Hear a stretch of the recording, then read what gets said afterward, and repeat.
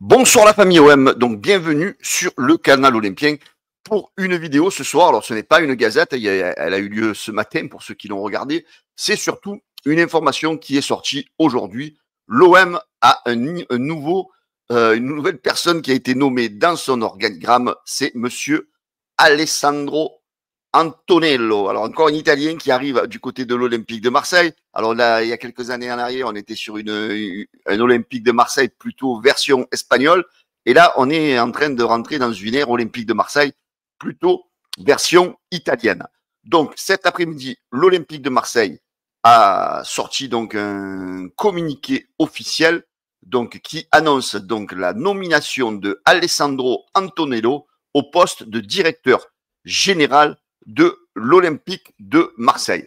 Alors, vous le connaissez sans doute, hein, c'est lui qui a été donc à la tête de l'Inter de Milan pendant 10 ans, de 2015 à 2025. Il a fait du très très bon boulot. Je vais vous le présenter en quelques minutes. Qui est-il, ses études, sa carrière, les avis qu'ont un petit peu la presse à son égard. Voilà, donc un petit peu faire le tour de cette personne donc qui va rejoindre l'Olympique de Marseille. Alors c'est vrai que nous, les supporters, on attend plutôt en ce moment des noms de joueurs, on attend plutôt des pointures footballistiques. Mais là, non, on a une nouvelle pointure au niveau de l'organigramme. Et j'ai envie de vous dire, tant mieux, parce qu'il était pressenti déjà du côté de l'Olympique de Marseille. Rappelez-vous, l'année dernière, il était venu au Vélodrome. On l'avait déjà annoncé comme quoi il pourrait rejoindre l'Olympique de Marseille. Finalement, bon, il n'y avait rien eu qui s'était fait. Et là, ça y est, c'est officiel. Donc, Alessandro Antonello rejoint l'Olympique de Marseille. D'ailleurs, cet après-midi, l'OM a sorti donc un communiqué de presse. L'Olympique de Marseille annonce la nomination de Alessandro Antonello en tant que directeur général. Ce recrutement mené par Pablo Longoria avec la participation du conseil de surveillance et l'approbation du propriétaire Franck McCourt s'inscrit dans le projet de porter le club visant à l'ancrer durablement parmi les 24 meilleurs clubs européens, tant sur le plan sportif qu'institutionnel. Alessandro Antonello devient membre du directoire de l'Olympique de Marseille, au même titre que le président Pablo Longoria et qu'Alban Juster, directeur général finance et compliance. Au sein de l'Olympique de Marseille, Alessandro Antonello prendra en charge le développement économique du club. Il conduira la stratégie d'augmentation et de diversification des revenus, veillera à valoriser pleinement l'Orange Vélodrome et à accélérer la transformation du club, la transformation digitale du club et à renforcer le rayonnement du club de la marque OM à l'international. Voilà, donc il aura quand même un gros boulot à mettre en place, mais on peut lui faire confiance parce qu'il a eu quand même des résultats extraordinaires lorsqu'il était du côté de l'Inter de Milan. C'est quelqu'un qui est reconnu dans le monde du football. D'ailleurs, Pablo Longoria se félicite de l'arrivée de Alessandro Antonello du côté de l'OM. Je suis très heureux d'accueillir Alessandro à l'OM. Nous nous connaissons depuis plusieurs années et j'ai toujours été convaincu qu'il s'agissait de l'un des dirigeants connaissant le mieux l'industrie du football en Europe. Hein. Voilà, là, on ne parle pas de terrain, on parle d'entreprise, d'industrie du football. J'apprécie particulièrement son exigence, son intégrité et sa capacité à faire évoluer des organisations dans des environnements complexes. Son expérience sera précieuse pour accompagner l'évolution de l'Olympique de Marseille dans toutes ses dimensions. Voilà, Pablo Longoria se félicite de cette arrivée-là. Je pense que du côté de Mehdi Benassia, même du coach de Zerbi, de Ravanelli, de Rossi, donc cette arrivée, je pense, fait plaisir à tout ce bord de l'OM qui s'enrichit encore d'une très grosse pointure. Alors, Alessandro Antonello, bien sûr, a réagi. C'est un immense honneur et je suis fier de rejoindre un club aussi emblématique que l'Olympique de Marseille. Je suis très heureux de travailler aux côtés de Pablo Longoria, d'Alban et de l'ensemble des collaborateurs. Je remercie sincèrement le propriétaire Franck McCourt ainsi que le président Longoria pour la confiance qu'il m'accorde. L'OM est un club unique avec une histoire, une ferveur et une ambition rare dans le football européen. Je consacrerai toute mon énergie au service du projet porté par Pablo Longoria pour bâtir un avenir radieux pour le club. Voilà, son arrivée est prévue le 1er juillet 2025. Voilà, donc c'est vraiment une grosse opération que l'Olympique de Marseille réussit, on va dire, dans le côté organigramme. Hein, il a même pas 60 ans, encore il fera 60 ans que le 17 octobre. Voilà, donc sa carrière, ses diplômes, sa formation. Voilà, je vais vite vous le présenter pour vous montrer que c'est quand même quelqu'un voilà, qui a fait des hautes études dans la finance. Voilà, c'est quelqu'un qui a l'habitude de mener des grosses, qui a toujours eu des grosses responsabilités financières dans toutes les boîtes où il est passé. Donc, il est diplômé en économie et finance de l'université de Bergame et habilité comme expert comptable. Il débute chez Deloitte et Touch, puis occupe des postes à responsabilité financière chez Sara Lee, Brandel Apparel et Puma Italie. Bizarre, hein, Puma Italie, où il devient le directeur financier en 2011. Voilà, quand même, c'est des grosses sociétés sur lesquelles il a été spécialisé dans les finances.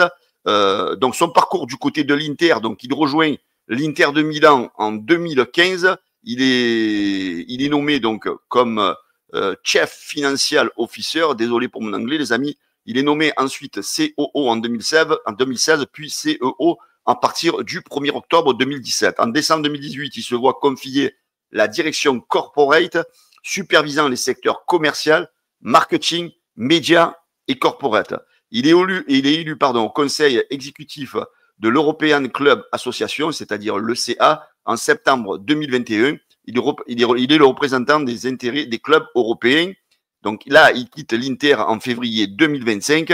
En 10 ans, il a quand même il a occupé des postes clés du côté de l'Inter. Pendant les clubs, le club a décroché 7 titres majeurs, 2 Scudetti, 2 Coupes d'Italie et 3 Supercoupes. Voilà, donc c'est quand même quelqu'un qui a porté l'Inter vers le succès, hein, que ce soit économiquement, que ce soit sur le terrain. Voilà, c'est quelqu'un qui a porté ce club pendant une dizaine d'années vers le haut du football italien et même vers le haut du football européen. Donc, son parcours post-Inter, donc depuis début 2025, il était pressenti à la Roma. Hein, donc, finalement, il a été sélectionné grâce à son expérience et ses compétences globales. Ça, malheureusement, ça s'est pas fait. Et heureusement pour l'OM. Donc, le 16 juin 2025, aujourd'hui, donc, il est nommé donc directeur général du football. Il sera chargé d'accroître les revenus, valoriser l'Orange Vélodrome, piloter la transformation digitale et développer la marque OM à l'international. Donc voilà, il a quand même beaucoup de taf, hein, il y a quand même beaucoup d'attentes de la direction de l'Olympique de Marseille envers Alessandro Antonello. Donc comme je vous le disais en résumé, donc c'est un expert financier. Il est devenu CEO corporate avec une solide expérience en sport business.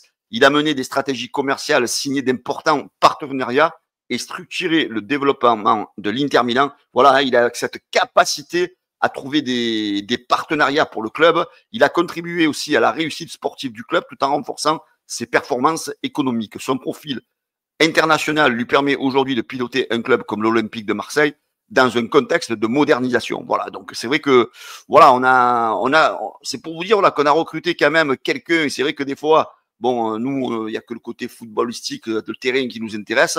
Mais c'est vrai, ça faisait tellement d'années que l'Olympique de Marseille n'était pas structuré au niveau du board que là, voilà, on a l'impression que, voilà, déjà qu'on était content de notre direction, du board, de l'organisation du club. Là, maintenant, avec l'apport d'Alessandro Antonello, je peux vous dire que, voilà, ça met encore une bonne poutre de solidification, on va dire, à ce board de l'Olympique de Marseille. Alors, son rôle, donc développement des revenus et partenariats internationaux. À l'Inter de Milan, il a été l'architecte de la croissance du chiffre d'affaires du club, 473 millions d'euros saison 2023-2024, via des accords majeurs avec Nike, avec Paramount Plus et Betson. Voilà, donc comme je vous disais, il est bon pour aller chercher des partenariats pour permettre au club de se développer. À l'OM, il va poursuivre cette stratégie, renforcer les partenariats avec CMA et CGM, donc qui est déjà très actif, mais bon, il va essayer de développer tout ça, en attirant aussi de nouveaux sponsors et ouvrir l'OM à des mécènes internationaux. Voilà, c'est-à-dire, en fait, il va aller chercher des partenaires au niveau international pour permettre à l'OM, justement, de grandir et aussi, donc, avec une attention particulière au marché du golf, compte tenu, voilà, c'est un homme, Alessandro Antonello, qui a beaucoup de relations du côté de l'Arabie Saoudite. Donc voilà, ça peut permettre aussi d'avoir peut-être des partenariats venus d'Arabie Saoudite.